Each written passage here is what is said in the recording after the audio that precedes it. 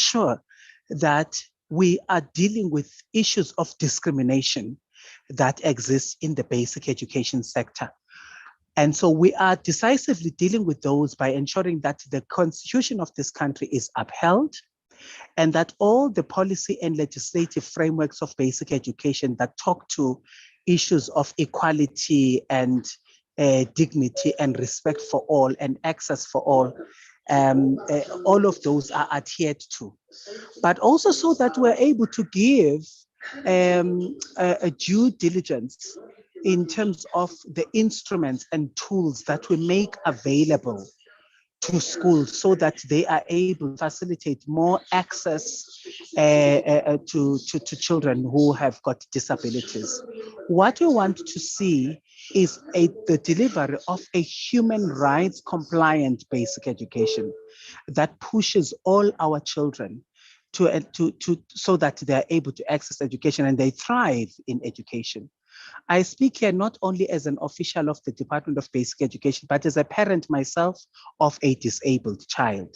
We understand that on paper, when we talk about social inclusion of these issues of diversity, neurodiversities, diversities in terms of abilities and disabilities and so forth, on paper, it looks linear, it looks easy to achieve. But in practice, what we've found is that there's still a lot more work that we need to do. For example, if I can talk to you about my child who has got albinism, who cannot see properly, whilst the country is talking about mother tongue education, we've had to take a decision as a family to ensure that our child from the onset is speaking English. And the only reason why we did that is that it was because we wanted her to not struggle with eyesight and struggle with accessing curriculum content, because then it would mean that there's a double burden on her, not only to deal with the eyesight issues, but to also then deal with access to content issues. And as a result, we have disadvantaged our child. And, she can't speak any word of Xhosa. She only speaks English. And when she gets judged in public spaces, when I go with her, she gets judged that, why is she speaking English only and stuff? How I wish people would understand that it's not even for sophistication purposes that she's speaking English and only English. We were preparing her so that at least she doesn't have the double burden of accessing and interacting with a curriculum and tuition content, that at least she has dealt with the language barrier, and that the only thing that she's dealing with right now really is the issue of her eyesight, because as a girl who is living with albinism, she's got eyesight problems. So you see, as much as we say that all doors of learning shall be open and that the education system shall be inclusive, but we had to prepare this child so that she can thrive in education. And I would loosely put it and say, if we wasted our time and invested our energy on a mother tongue a language development, by the time she gets to grade 1, she would struggle because she would have the double burden now of eyesight and content. So when you prepare children, with disabilities, we've got to understand that what is on paper is not necessarily practicable. I know that Mr. Baloyi, when he was doing the opening remarks, he did indicate that there were some terms that were used loosely at the advent of our democracy when we're talking about social inclusion of disabilities. We said, they call reasonable accommodation. We didn't describe what reasonable accommodation would mean in practical terms. And so as basic education, we are faced now with the responsibility to define it for schools. What does it mean when you're making reasonable accommodation for children with disabilities in mainstream education?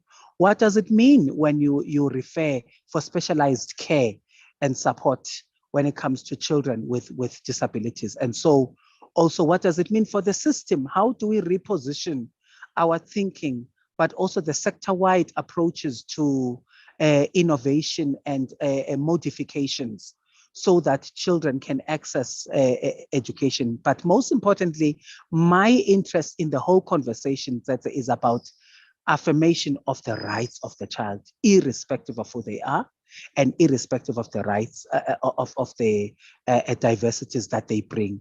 We want to be able to shift or impact the system at 5 levels. The first level is at the curriculum level, which Mr. Ngcobo is going to be talking to at the moment, later on. The second level is at the teacher development level.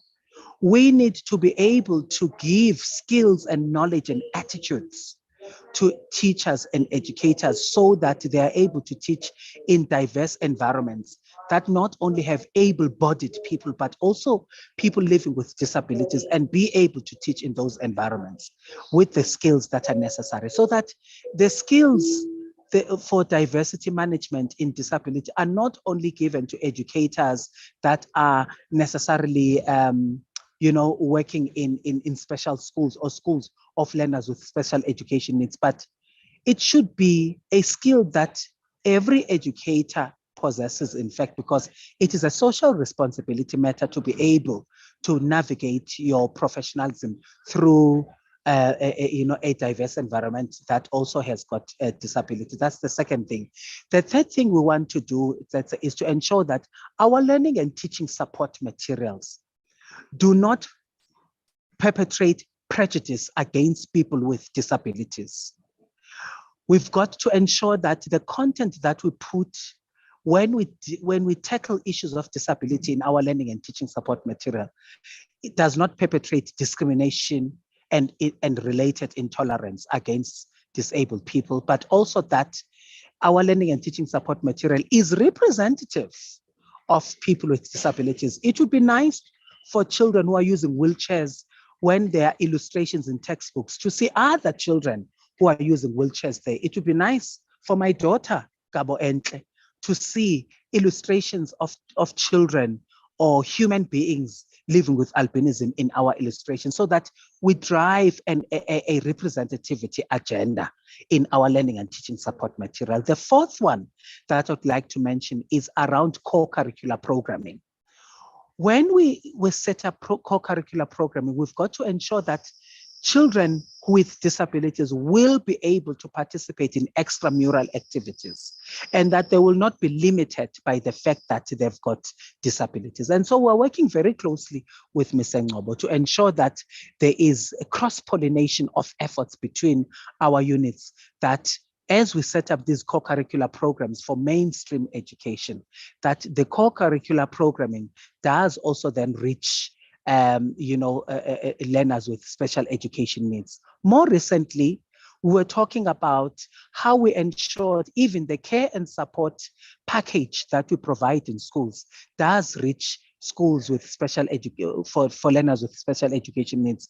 And we're talking here about, for example, initiatives and programs that are meant to address issues of sexual abuse and sexual harassment in schools. We know that children generally in this country are at high risk of sexual abuse and sexual harassment, but the risk almost doubles if it doesn't triple when it comes to children with disabilities. And so the knowledge and the skills and the information that we give to ordinary public schools and mainstream schools about how to prevent sexual abuse, how to prevent sexual grooming, how to prevent bullying, and what steps do you need to follow to report. We need to ensure that that information also reaches learners with special education needs, so that they also feel supported, that they also feel protected. And the last and the fifth area where we want to shift the system on is the issue around information, education, and communication material, so that when we develop protocols for the elimination of unfair discrimination in schools, guidelines for the socio-educational inclusion of diversity in schools, we need to ensure that they are also available in different formats: Braille format, audio format, you name it, or summarized formats, whatever it is, so that it is it can be consumed by different people with different levels and kinds and types of disabilities. That's what we have set for ourselves. Those are the efforts that we've been trying to make in the system, and we hope that we'll be able to shift the system so that all children, irrespective of their ability, are able to enjoy and thrive in education. Thank you so much, Tsetse. Thank you very much, Liko, for setting off our panel with such steam and fire. I can hear that you're speaking from the heart, and I'm extremely happy that you're also able to, to reliably represent the voice of a parent, which is very, very important in ensuring that societies are inclusive to children living with disabilities, and sharing how, as a parent, you had to even navigate and be very advanced with how you navigate this space to ensure that the child is not exposed to quite a number of hurdles for them to access education. Thank you very much, Liko. I see that there are conversations in the chat. There are people already asking questions and their responses to those. Now I'd like to call Mr. Jabulani Ngobo to speak to the issues around curriculum, as Liko has pushed them to your side to say you will be speaking to these other things. Please come through, Mr. Ngobo from Inclusive Education, to also write on to the conversation that DB has already started. Mr. Ngobo? Thank you very much. Also, it may allow me to show the video, but if it gives me problem, then I will have to figure it out. I think for us, we have a mantra that every learner matters and every learner is an asset in the system. And I think we have consciously taken a decision that we will focus more on learners with disabilities because they are the most vulnerable in the system. But I think it's important to indicate that we are driven by Education White Paper 6, I think most of you know, and that Education White Paper 6 had an initial implementation period of 20 years, which is now ended. And what where I'm going with this is that the minister has established a ministerial trust team to review Education White Paper 6, to look at what it is that we have done well and where are we having challenges and what it is that needs to be done. And I must say that this morning we had a third meeting of the ministerial trust team, and that is the structure that the minister has established to make sure that the rights of all learners, especially learners with disabilities, are protected. And I must indicate that in the inaugural meeting of the minister with the ministerial trust team, the minister indicated that the children must be prioritized.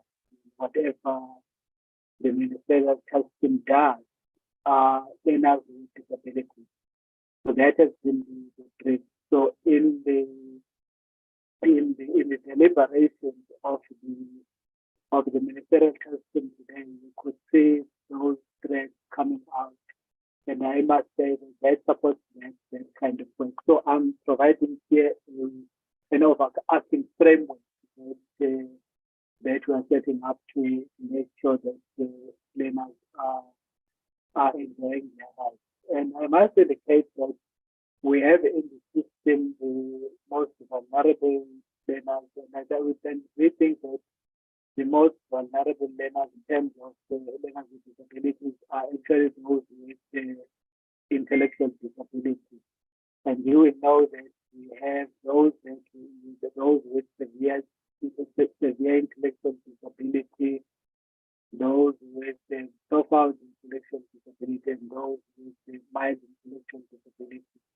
I am highlighting these categories of children because they have been the ones who did not actually have a curriculum. And I'm happy to say that these categories of learners now have access to the curriculum, although there are still challenges in terms of what we would like to have and what we have, but there is now a curriculum. You will know that with regards to learners with mild to moderate intellectual disability, we have what is usually called, what people call the three streams. But in terms of youth learners, that is the vocational stream that is being implemented in what is called the full scheme, the special schools with mild to moderate, with learners with mild to moderate intellectual disability. Then there are learners with severe intellectual disabilities. Those are in schools for the special schools for the severe, for learners with severe intellectual disability. They also have kept curriculum and assessment policy statements for learners with severe intellectual disability. And it's currently being implemented in 74 of the 120 schools. But I think the highlight is the work, that curriculum work that has been done for learners with profound intellectual disability. I must indicate that that's been groundbreaking kind of work, because I don't know of any other country that has come up with a learning program. We have a learning program, interesting like this and numeracy for that category of learners. The challenge that we are experiencing is that a large number of them are still in special cases. But what we've done is seeing the complexity of placing them in schools. We have set up a task team. It's a multidisciplinary task team to deal with the issues of placement, because we are of the view that access to basic education cannot wait. Therefore, the task team is a high level. It consists of the senior officials, so that decisions can be taken there. But it also includes our sister departments, the Department of Health, the Department of Social Development, and DWYPC.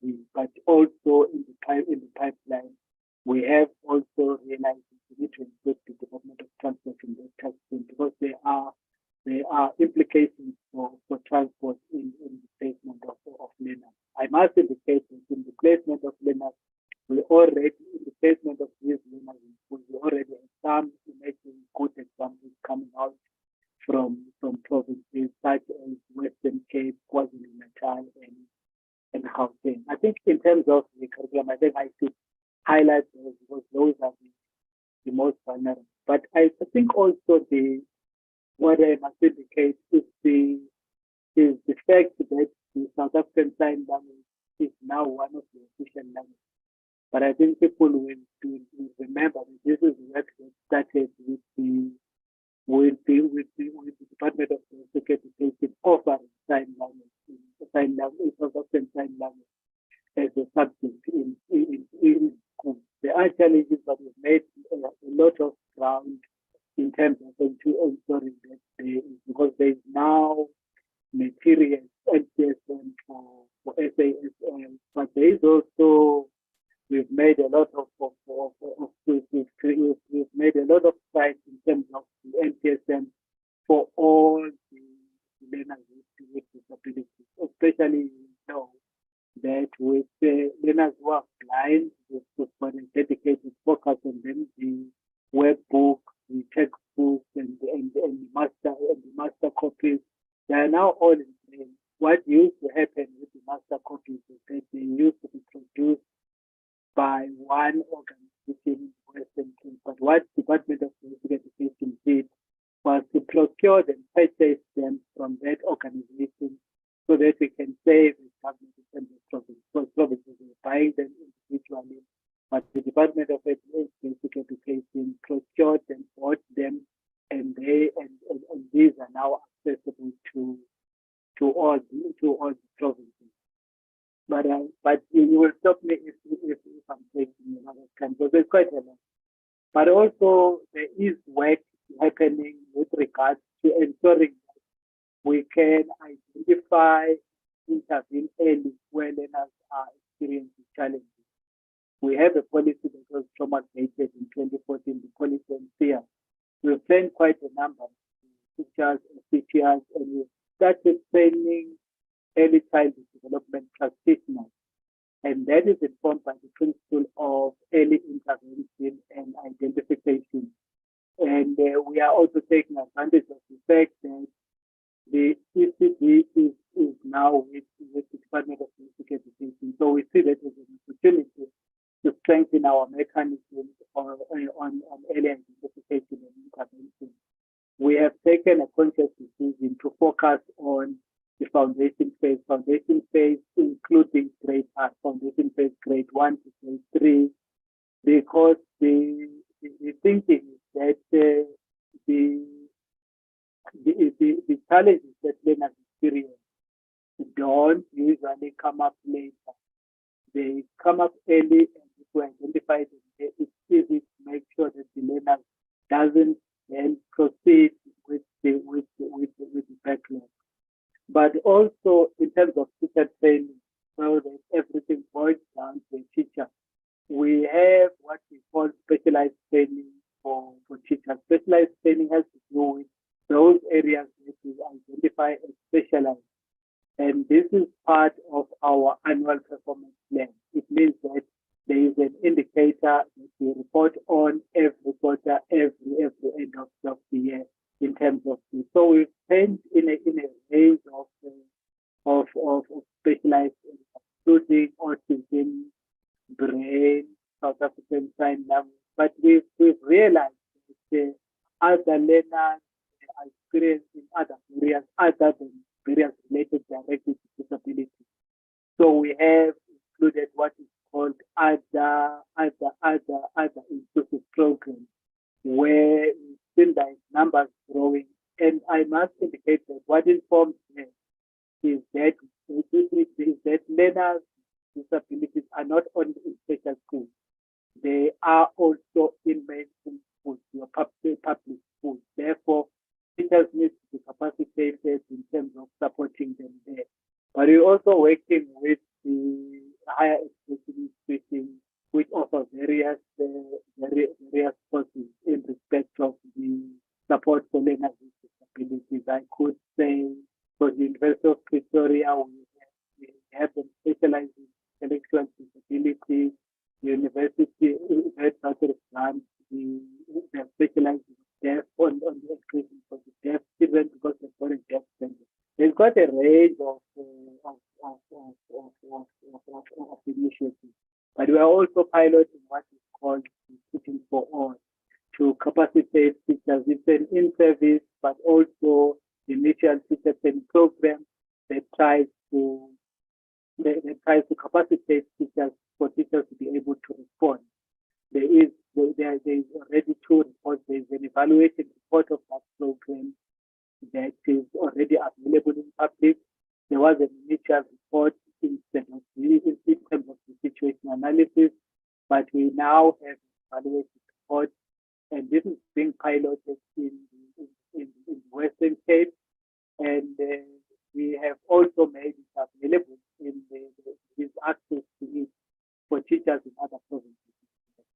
I think maybe the other thing that I would like to say that I think is important, if you've been following, you will see that in the National Senior Certificate, if you look at numbers, you will see that it looks like the numbers of learners with disabilities have decreased. And that is not the case. What has happened is that the learners with disabilities were initially taking what is called an endorsed National Senior Certificate. An endorsed National Certificate has 5 subjects, and 5 subjects do not take you anywhere. But what happened was that provinces have encouraged learners to take the number of subjects that is taken by all the learners.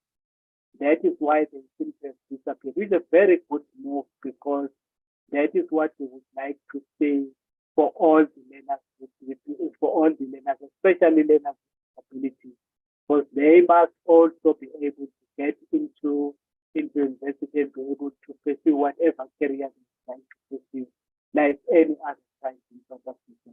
And in terms of the child protection week, we think this is part of that package that ensures that these children are not made vulnerable also by the lack of access to basic education. Therefore, these initiatives are there to enhance the country's efforts to make sure that all children, everyone in South Africa, including persons with disabilities, enjoy their right to basic education and also their right to life and living productively in their community. I think let me stop there. Thank you very much, Mr. Novo, for that insightful, policy-focused, and some of the groundbreaking work that the Department of Basic Education is doing in ensuring that the rights that Liko was talking about, they are, upheld. The values of our Constitution are upheld through some of the policy systems that we put in place and the groundbreaking work that you do through your office. Thank you very much for that. There are questions that are being raised in the Q&A section. Also, you are more than allowed to go there and respond to some of those questions. Thank you very much, DBE. We are now going to then move to Mamkhabo Mabelebele, whom we lost earlier on when she was meant to start the session. I hope she is back. I do see that she's back in the session, and she's the Chief Director at the Department of Women, Youth and Persons with Disabilities, responsible for advocacy and mainstreaming rights. And she's here to just give us insights into raising awareness about the importance of protecting and accommodating children with disabilities in schools. Mabelebele, are you here? I see you've joined with 2 devices just so that you are sure that you're able to participate. I appreciate that. Please come through with your most trusted device to share with us what you have. Thank you very much. I just hope that you can hear me now. Am I audible? Loud and clear. We can hear you loud, Okay. Loud and clear. Okay, thank you very much. I've opted to switch off the video just so that the bandwidth doesn't affect transmission. As introduced, my name is Phuthi Mabelebele.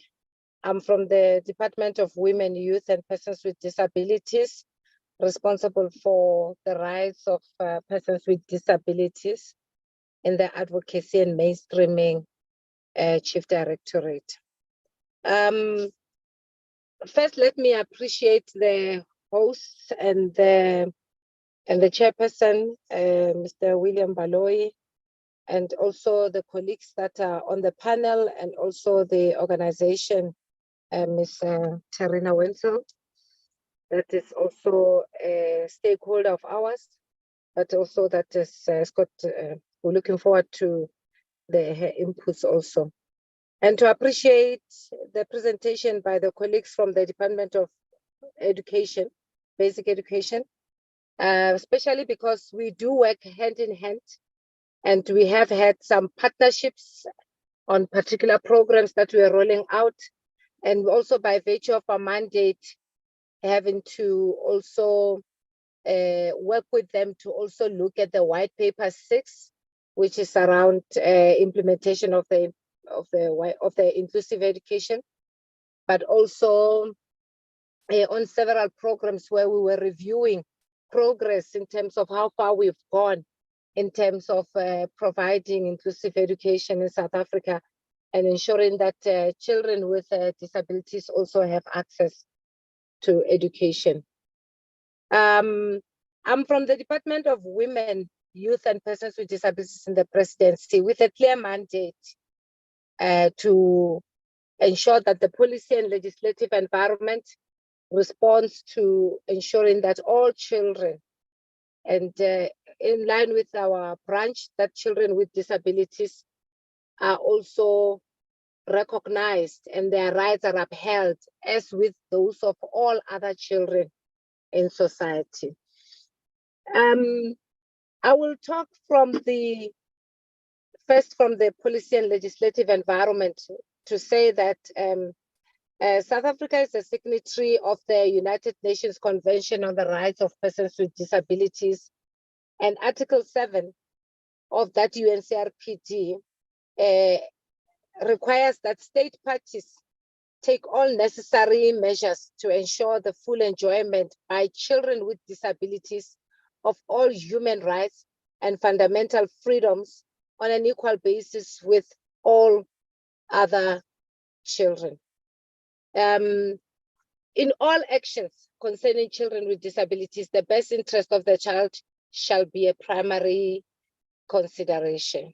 So just pausing there for a minute, I just want us to have an understanding that children with disabilities are children and are human, because when you look at the discriminatory practices and the harmful practices against children with disabilities, they emanate from a perception and attitudinal point that children with disabilities are lesser children. Children with disabilities are children, and also they are part and parcel of the human race, and their rights as enshrined in the Constitution are also equally recognized. So children with disabilities are just different from other children on the basis of the fact that they do have a disability, and a disability does not mean its inability, and therefore we just need to recognize that a disability just means that we need to ensure that we create an enabling environment for that child who has a particular disability to be able to exercise and duly become herself or himself in every respect as with all other children. So the UNCRPD requires that all of us as state parties, and South Africa is a state party to the UNCRPD, that we shall ensure that children with disabilities have the right to express their views freely on all matters affecting them, their views being given due weight in accordance with their age and maturity, and all equal basis with other children, and to be provided with disability and age-appropriate assistance to realize that right and to fully be effective in every area which they see fit and they want to be able to express themselves in. And Section 11 of the Children's Act of South Africa, number 38 of 25, says in any matter concerning a child with a disability, due consideration must be providing the child with parental care, family care, special care as and when appropriate, making it possible for the child to participate in social, cultural, religious, educational activities, recognizing the special needs that the child may have, providing the child with conditions that ensure dignity, promote self-reliance, and facilitate active participation in the community, and also provide the child and the child's caregiver with the necessary support service. And also that in any matter concerning a child with chronic illness, due consideration must be providing the child again with parental care, family care, special care, as and when appropriate, and providing the child with conditions that ensure their dignity, promote self-reliance, and facilitate active participation in the community. And also providing the child with the necessary support service.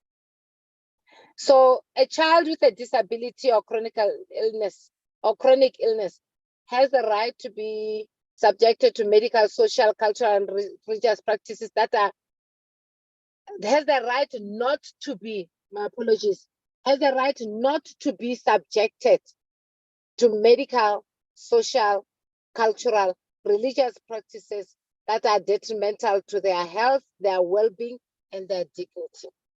I'm quoting all these legislations because it's critical that people know within which rights and laws are there to actually protect children with disabilities. And we know, as indicated by the other speakers, that at most, the most vulnerable, when children already are vulnerable, but the more vulnerable children are children with disabilities, because they are subjected to medical, to social, to cultural and religious practices that are detrimental to their health, to their well-being and their dignity. So the Children's Act empowers even the children to be aware of their rights, but also those that are caregivers, that are parents and society generally, to be aware of their rights and how protected they are, because children deserve to be protected, and all children and children with disabilities are not excluded from that. So emanating from the UNCRPD, which is the United Nations Convention, South Africa developed and approved the white paper on the rights of persons with disabilities, which is what we utilize to ensure that we derive programs, services, plans, budgets, and so forth to ensure that children with disabilities also enjoy their rights. Now, Pillar 4 of the white paper empowers children with disabilities to take part in activities that affect them and to be cared for by their parents, who may act as their intermediaries within certain advocacy programs. What does this mean? It means, firstly, children with disabilities have a right to participate in all arts, cultural, educational, religious. They can go to churches, they can participate in sports, they can sing, they can perform in the arts industry, and so forth. And also, they have a right to be cared for like all other children.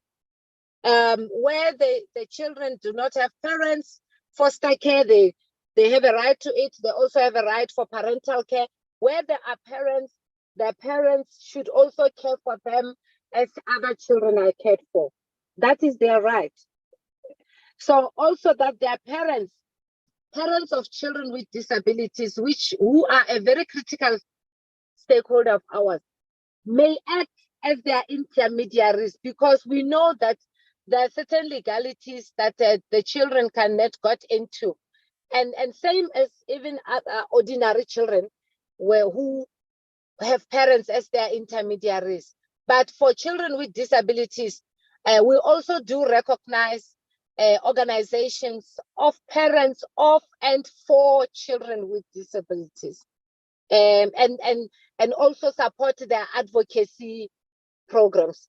Advocacy programs, maybe awareness programs that they can come up with. And we also do support them as a department to ensure that they're a critical stakeholder to elevate the self-representative voice of children with disabilities who may not be able to voice at that particular instance. Also, Pillar 6 of the white paper provides for self-representation of children with disabilities, and that their voice should be strengthened and also can be spoken for on their behalf by their parents, because parents of children with disabilities have got a particular interest, and they're the ones that know the children, and they're with them, and they're able to advance their rights and ensure that they are protected. But also the children themselves have a right to actually have their voice heard, and therefore we also work with them to strengthen their voice. So in the medium-term strategic framework of our government, of this administration, we have provision that children with disabilities must access education in the early childhood development sector. I'm not going to speak much about that because it was already attended to, in schools and post-school sector, to prepare them for independent living and fulfilling adulthood. It also provides compulsory education for school-going age children with disabilities to be admitted within the inclusive education sector with a provision for reasonable accommodation. Yes. Also, to foster inclusion, children with disabilities must form part of society from a social model perspective with the aim to remove barriers to access and participation. I want to spend a minute on this one because this is where society has a challenge of accepting children with disabilities, and where you find that children with disabilities are not accepted is with relation to access, for instance, to facilities, sports facilities, and all other facilities that are available to all other children to be utilized.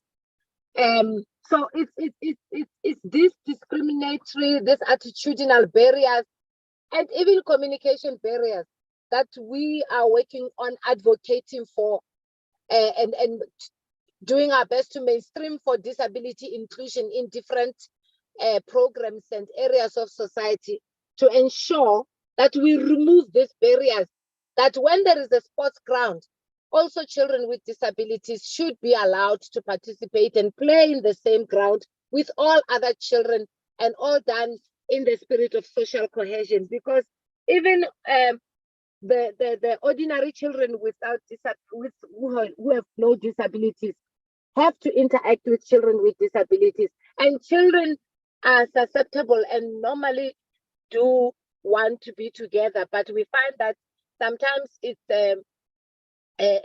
older people that come between that relationship, and therefore alienating children with disabilities even further, and them not being able to express themselves, and their rights ended up being violated. Now, also, children with disabilities must be seen to be participating in all activities of the Child Protection Week, and special emphasis must be placed in their individual needs with specific impairments. So what we are expecting when there's activities and to create more awareness, which fosters for acceptance and thus dismantling the attitudinal barriers, is that in every program of society, we would want to ensure that there are children with disabilities, with all kinds of disabilities, because disability is not a homogeneous sector. So we do recognize that there are different disabilities with different needs, and therefore, when their participation is maximized and mainstreamed into all programs of our society, and even all programs and services, gradually the behavioral attitude will change, and then there will be acceptance, and then also they're able to then exercise and to their maximum potential their rights, and be able to participate maximally in all areas of society. So when programs are rolling out, it's our responsibility as duty bearers to ensure that children with disabilities form part and parcel of those activities. Youth with disabilities are part and parcel of those activities. Young women and young men with disabilities are part and parcel of those activities, and they express themselves, and we make provision for them to maximize their participation by providing reasonable accommodation. We are in a period right now in South Africa. We have seen that we are processes towards the amendment of the 12th, actually processes towards the amendment of the Constitution to make room for the South African Sign Language as the 12th official language, yes, are already at a very advanced stage. And therefore, that means that we have to be ready to ensure that in all platforms of society, we are able to communicate with children with disabilities and children who are deaf and persons who are deaf in South African Sign Language, meaning all of us need to learn that language. Academic institutions need to be ready to teach at a basic to a professional level South African Sign Language. So those are ways and things that we have to put in place to ensure that communication is there, so that access is enhanced. and we delimit the barriers that block the access to even communication and information. I was just citing an example with the South African Sign Language. We are now within Youth Month. We just come back from the launch of the Youth Month, and youth with disabilities are also young persons. And therefore, we need to ensure that in all activities within this month, participation of young persons with disabilities, all disabilities, is elevated and maximized, and they are seen as part and parcel of society, and they're included in programs in line with the principles of disability inclusion. And in this month of June, is actually in this month where we also have a day for persons with albinism. And we know that persons with albinism are facing the worst harmful practices and atrocities. And we work very closely with the albinism sector and the task force on albinism that is working with government departments to ensure that matters of persons with albinism are taken into consideration. And within that task force, mostly, we found that we have young people represented there. And it is in this month that we need to ensure that we elevate their programs and we support them and we partner with them. We work very closely with them. So as a department, we part and parcel of our planning, our execution of programs and so forth. The disability sector is our stakeholder, and they remain part and parcel of our and critical stakeholder. And more so because the disability sector is an expert when it comes to matters of disability and the different disabilities. There is no one person who would be familiar and understand a particular disability better.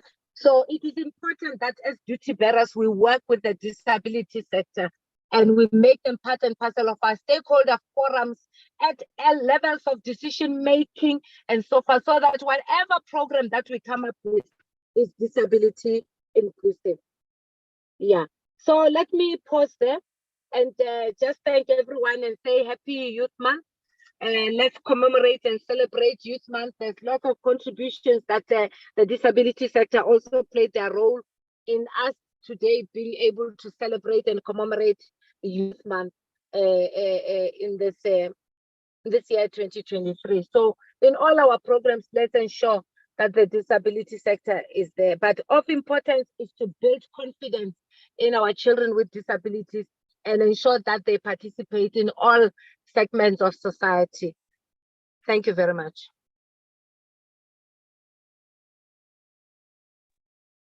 Thank you very much, Phuthi, for sharing with us the beautiful work that the department is doing, especially on some of the international frameworks, statutory frameworks that South Africa is a member state on, to ensure that we have internal domestic systems to ensure that differently abled children have their rights protected and they are able to participate, which is what I heard from you coming strongly, that we need to ensure that systems allow our differently abled children to participate in decisions and processes that are meant to serve them, and to also participate in all cultural, religious, and sports activities, because they are full children on that one. I see a hand from you. I'm going to give you a minute and then you're going to jump to the next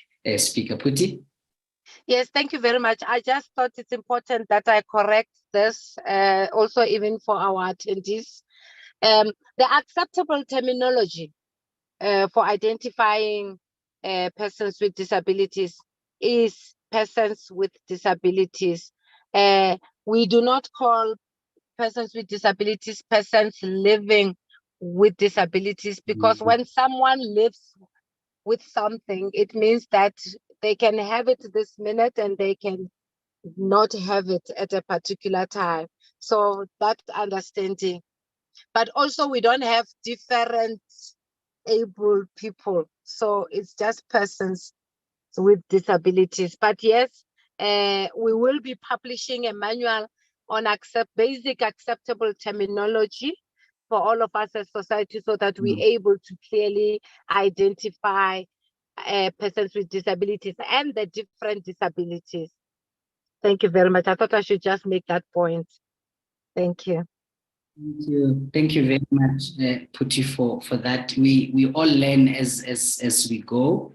I'm also learning very much on this topic. I remember I'm a youth development practitioner, and I was running a workshop, and it was time for an energizer.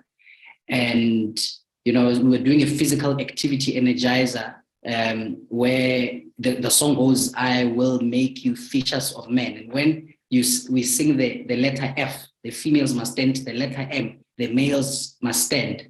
And after the session, someone calls me to the side and say, what would happen tomorrow if you have, someone that is part of the LGBTQI community in the room that does not identify with either being a female or a male in that regard.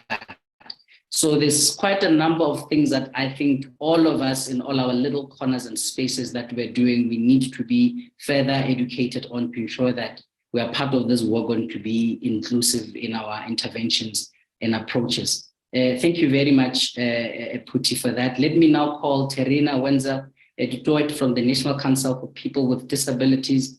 She's the National Director from there. She'll be giving us insights into the implications of social exclusion on the mental health of learners with disabilities. Terina, please come through. And I'm quite happy that I see there is a robust conversation happening in the Q&A, and colleagues, especially the panelists, are responding to those questions. And this means that we might not necessarily even have an open conversation later on. I'll just open for the panelists to give their 2 minutes closing statement, and then I'll request Mr. William Baloyi to give us closing remarks, and we'll close our program right on time. Thank you very much. Terina? Hello. Yeah. Please remember to unmute, and if possible, you can open the video as well. I'll just do that for a short while to say hi. Hello.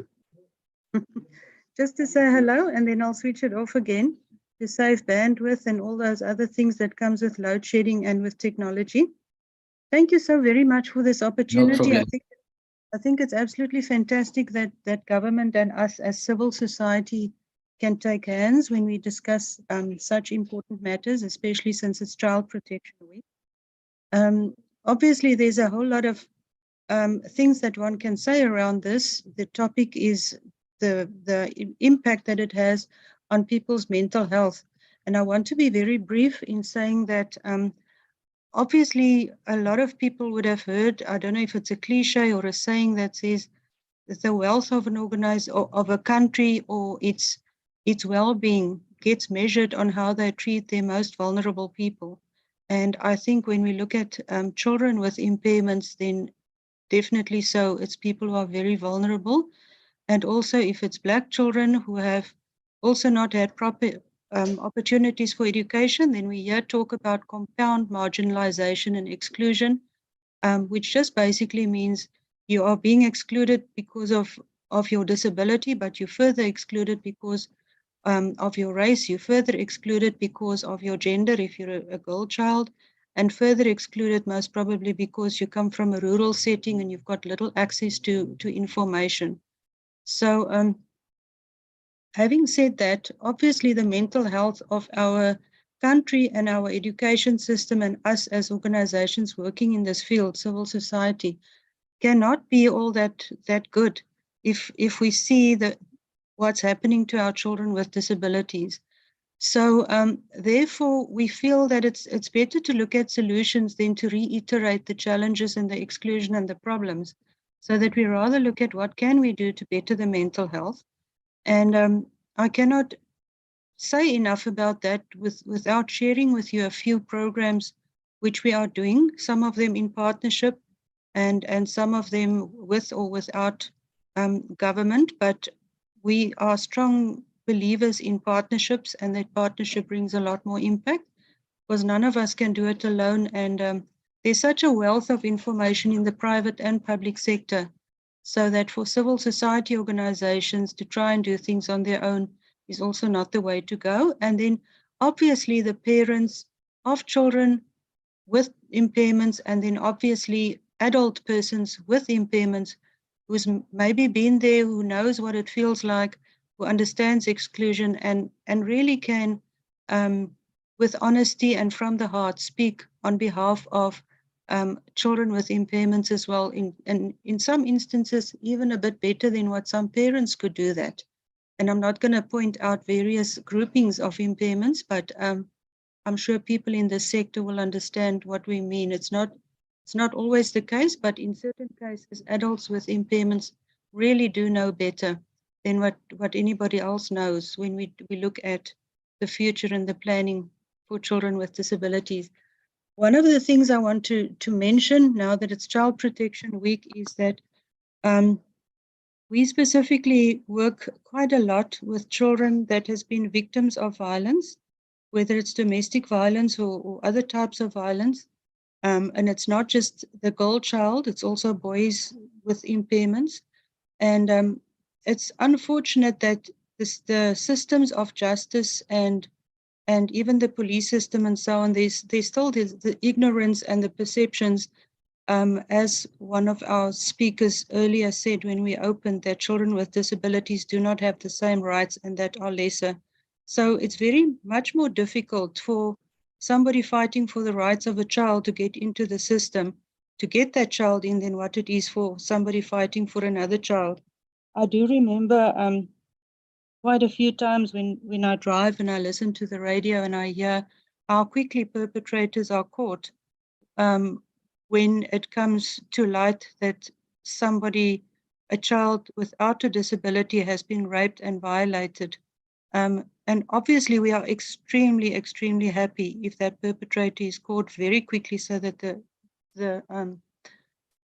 it cannot be repeated for another child. But when it's a child with disability, it takes very, very, very long, because it happens that police and other organs of state who has to lead the process to justice just feels that the child will not have the ability to justify in court or to tell their story, or they think that the child will lie, or that it's not even worth a try. There's a whole range of reasons which can take a whole session.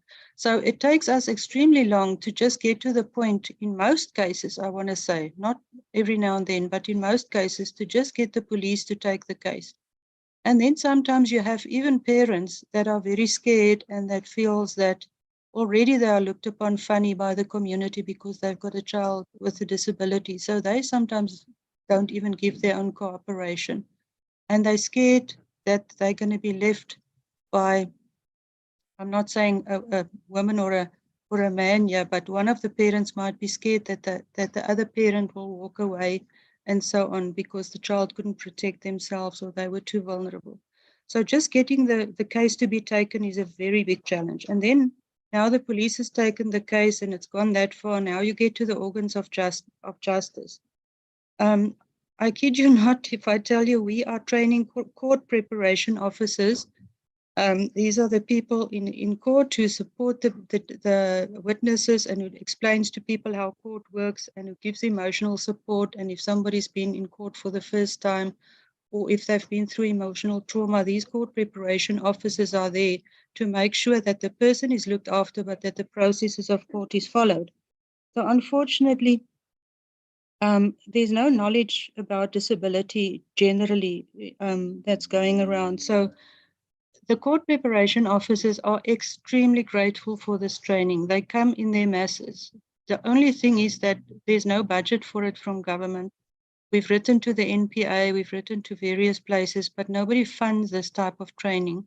And unfortunately, as an NPO, we don't always have the funding. So we only do this kind of training for police and for the justice system people when we do have sponsors for that. And we all know what happened with sponsorship since COVID time. So as much as we would like to do a lot more than that, last year we were very fortunate. We had very good funding, and we trained a lot of people, and we can see the differences and the feedback that we get from rural areas. So maybe just to say the training is out there. Anybody who's got influence from Puti, from your department, education departments, people who are high up and who's got influence, if you could please help influence the fact that people need training, people in the system who are supposed to be protecting our children and listening to them and giving them access to justice, they absolutely need sensitization and training before they can protect and before they can act. And you know, justice delayed is justice denied. It's not on that a child with disability has to wait 4 or 5 years to get into court. And by that time, it's not even a child anymore. So that's something I wanted to point out, which I think is going to help everybody in the community if that can happen.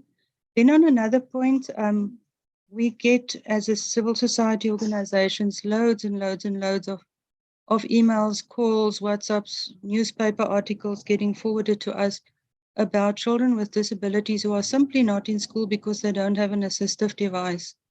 And yeah, I can absolutely single out the Eastern Cape.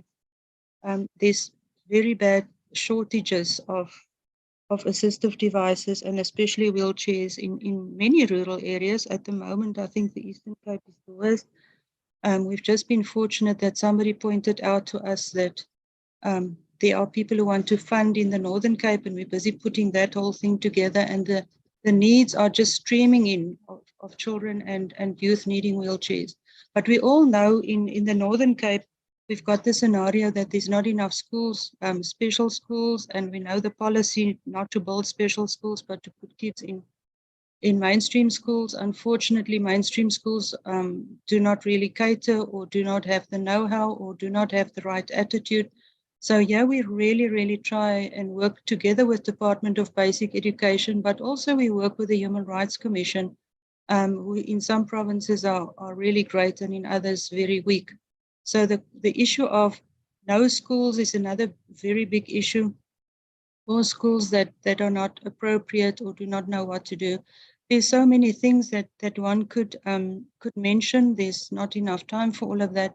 I basically want to say from our side, we want to reach out. We want to work with other role players that are like-minded, especially with the Department of Women, Youth and Persons with Disabilities and Basic Education, because we're talking children here. I think it's quite general knowledge that there's more children with disabilities that are outside of the school system than inside of the school system.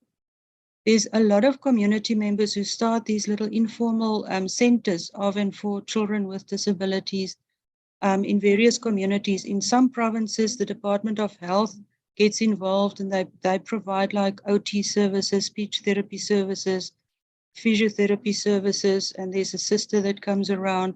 In other provinces, it's just the Department of Social Development that provides a small Nyana subsidy per child per center.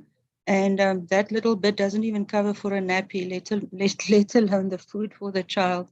And the circumstances under which these centers are operating are not great. And there's even some provinces where education department is involved. And we are constantly told that it's going to be moving over to education. The reality is that it's actually a multidisciplinary thing. And we, us as civil society, together with education, together with health, together with social development, and even others like transport, should be working together to make these things work. But at the moment, we kind of feel alone as civil society, you know, trying to get food for these little centers that are actually standing in for education department when there's not enough schools or when the schools can't take the kids. There's no feeding schemes that goes to the schools that also goes to these little centers. The feeding schemes are only for formal schools, unless there is in some areas, maybe the Western Cape or Limpopo, but definitely not in other provinces. I single those two out because normally, you know, there are interesting schemes in those two provinces, which works very well, especially from Department of Social Development. There's also another thing which we want to put on the table, and it's not the time to discuss in detail now, but there's a lot of more children with disabilities today that are born with disabilities or get injured during the process of birth than what we had like 10 or 15 years ago. And that relates to the fact that the health facilities are not so clued up on how to catch babies, especially when these babies are born from teenage mommies whose bodies are not that very well developed. So then you end up with having many, many, many more children with disabilities who needs to enter the education system at some point, who needs a wheelchair at some point, which needs healthcare throughout their life, etc., etc. And that's a topic on its own. But this is something where the education department must actually talk to us so we can jointly speak to health department and say, if we can prevent this, if we can get more clued up on these protocols on how to catch babies and do that properly, then there will be much less children with particular types of disabilities. And I'm referring specifically to cerebral palsy here. So it's not all doom and gloom. There's beautiful success stories. There are children with disabilities that were only identified like when they were 4 or 5 years old for the first time. They got their little wheelchair, they're happy, they're in a school, they're excelling, things are going well. Our organization, we work with kiddies outside the school system is our biggest target group amongst children.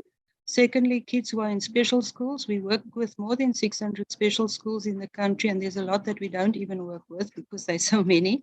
And then there's obviously the kiddies who are in the mainstream, and that's a topic on its own. And I know in the chat box there was lots of questions about that, but which I don't have the answers. I tried, but I think somebody from education department must answer those, because there were definitely attendees who wanted to ask questions about how many teachers get trained for mainstream schools, or what happens with training up the teachers so they know what to do in mainstream schools when they have kids with disabilities. But I think the bottom line on a very positive note to end is to say that there are awesome programs out there. We just need to do more to work together, more proactively and also even reactively, because there's already a lot of challenges that we can't ignore and just start with a new generation. But let's try and not lose more generations of children with disabilities to the systemic problems of some of them still coming from the apartheid years. Others are just new ones. Others are just because the country is extremely poor and there's so many priorities. But let's know that our country's mental health and our country's how it is perceived by other people depends a lot on how we care for our real vulnerable people. And with that said, I want to acknowledge the efforts of every single person that has spoken here today and also attendees, because it means that these are the people who really care. And normally we, in these forums, we speak to the converted because the others that should be hearing us are not here. So thank you so much for the opportunity. And yeah, let's just take hands. Children's Month is also coming. That's in October. We then do a huge big nappy run where we just have a drive, not to raise funds, but to raise nappies. Kids who cannot be dropped off at a school or at a center without a pack of nappies. And currently in this Youth Month, we've got a beautiful program where we sell wristbands. And all the money that we make out of the wristbands goes towards children with disabilities for wheelchairs and for our lobby for getting kids in school. And it's lovely. It's got Marvel characters for those of you who are youth. I can't even mention them because I don't know them, but it's nicely marked with Disney characters, Marvel, and it shows that children with disabilities have got the same superhero characters as the Marvel heroes. So it's a fun, nice way to participate and in the same time raise much needed money for these things.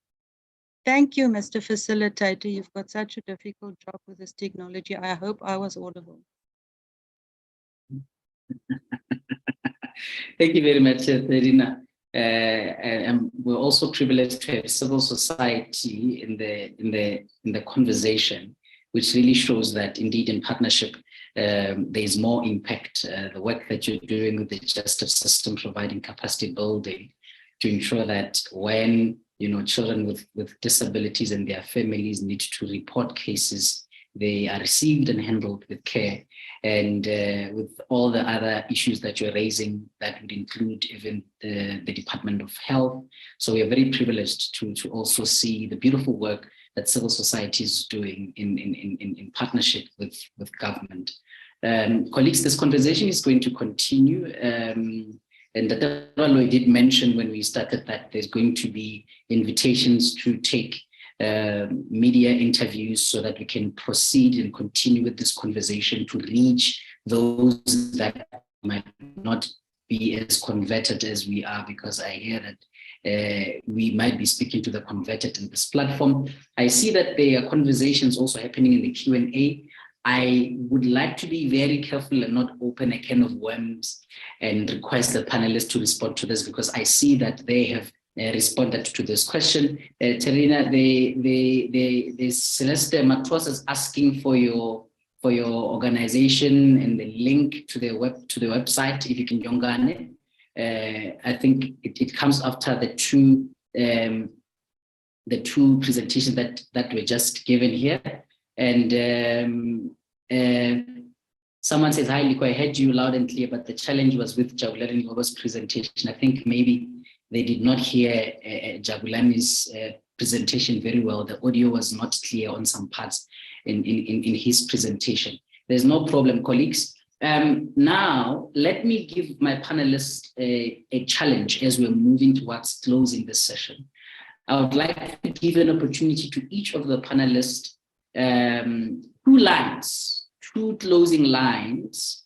It can be a comment, it can be a response, but it's not 4 or 5 lines, just 2 closing lines. I want to see who of my colleagues is going to win this session. And I would like to start with Phuthi, because she says that she has to rush somewhere. Just 2 closing lines, and I'll call the others. Phuthi, you may come through with your closing line. Yes, thank you very much. I think I just want to appreciate the discussions indeed, and the wealth of information that has come through. And I hope that in this Youth Month, more young people can play their part and extend their hand and ensure that in their respective society, wherever they are, they ensure that in their spaces, they also include young persons with disabilities, include children with disabilities, so that they also are built the confidence to participate in all activities of our society and so forth, and work with parents with disabilities, and ensure that they are protected. We are the first line of defense as a society against anything pertaining to all our children, and especially children with disabilities. So as we mark this Child Protection Week, I want us to remember that gender-based violence and femicide is real, and there are perpetrators out there, and our children need to be protected, and we are the ones that need to protect them, especially now. And ensure that we go with them to schools, we go with them to malls, we go with them to sports grounds. You know, it's not the responsibility of the caregivers and the parents only, but we must strive to be inclusive. It's humanity, it's Ubuntu, it's what we are about, and we should ensure that we foster that. That's my parting shot. Thank you very much. Thank you very much, Ma'am Phuthi. Please, you can leave your contact details, your email address in the chat section for those that might want to reach you.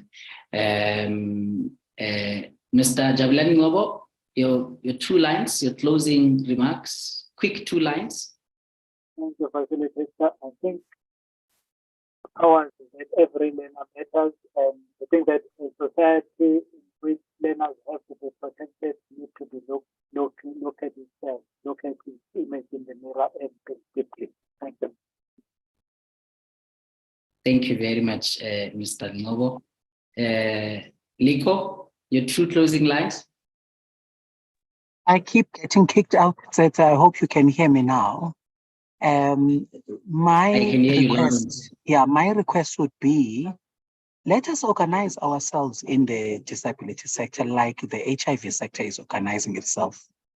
Can we have the Department of Women, Youth and Persons with Disabilities convene all of us as government departments and civil society so that we can decisively deal with issues of social inclusion when it comes to disability, and then we can respond to the comments that colleagues have been saying in the question and answer section, where they say that we need to be a little bit more coordinated, work together and so forth. So I would really would love to see a time when we're able to be convened specifically for issues of disability, and then we can work together, share resources and share capacity for a common purpose. Thank you.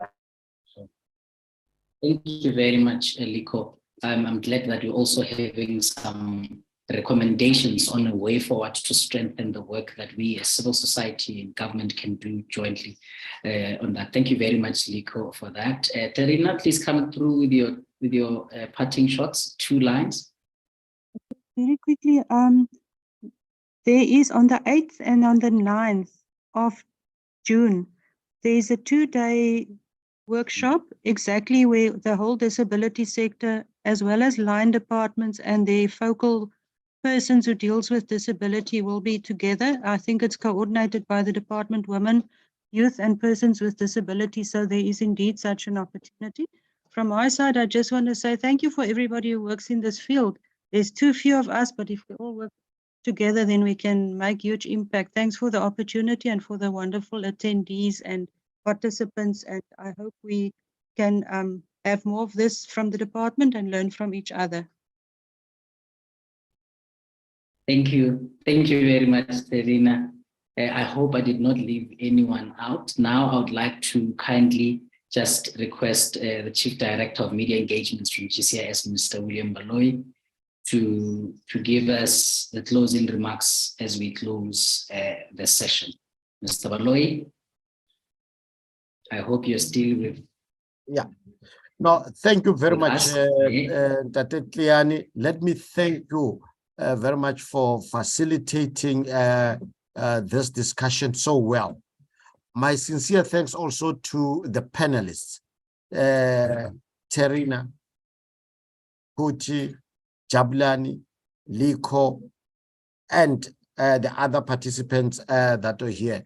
Thank you very much for venturing into this topic. I think you are aware that this is another sector that we thought of not giving the necessary attention and publicity, but government is taking that very serious. Hence, we had Maputi Mabelebele right in the office of the president representing that sector.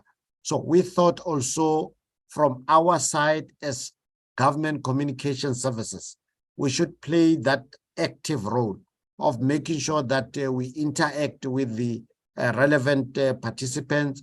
We interact also with the media component and all other to create that platform. And I can indicate that we're quite happy with also the people from the media who joined, who has also requested some content that we will also make available to them.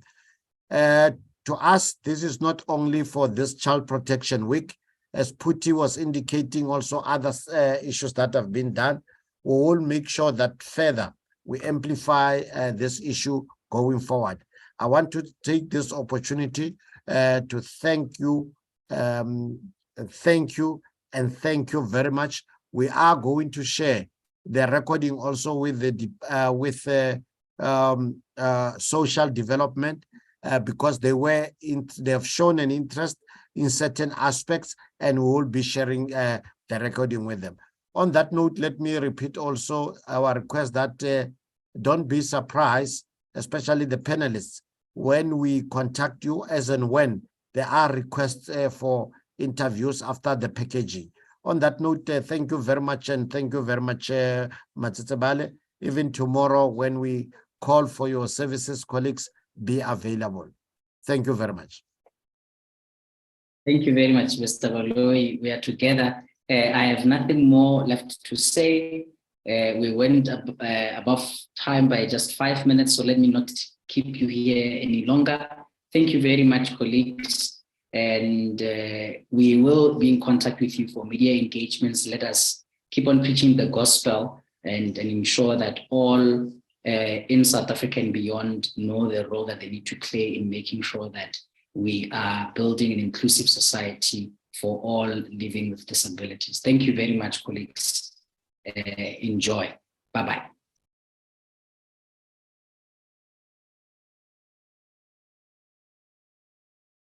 Thanks. Bye-bye. Thank you very much. Have a lovely evening. Thank you. Bye-bye. Thank you.